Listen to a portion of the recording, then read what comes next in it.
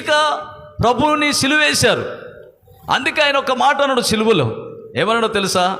వారు ఏమి చేయుచున్నారు, వారు తెలియకై ఉన్నారు, వారిని క్షమించుము. ఆమేన్. దేవునికి స్తోత్రం కలుగునుగా. వారిని క్షమించాలి. తెలియదు కాబట్టి. తెలిసిన వాళ్ళు ఎప్పుడూ తిరుగుబాటు చేయరు. అందుకని పాపంలో ఉన్నవాళ్ళు పాపిని శిక్షిస్తారు, కానీ పాపం లేని వాళ్ళు పాపిని శిక్షించరు.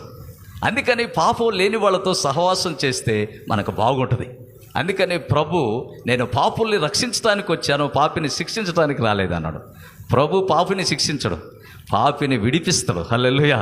ఆ పాపంలో నుంచి పాపిని మనిషిగా మంచిగా విడిపిస్తాడు, మంచి మార్గంలో నడిపిస్తాడు.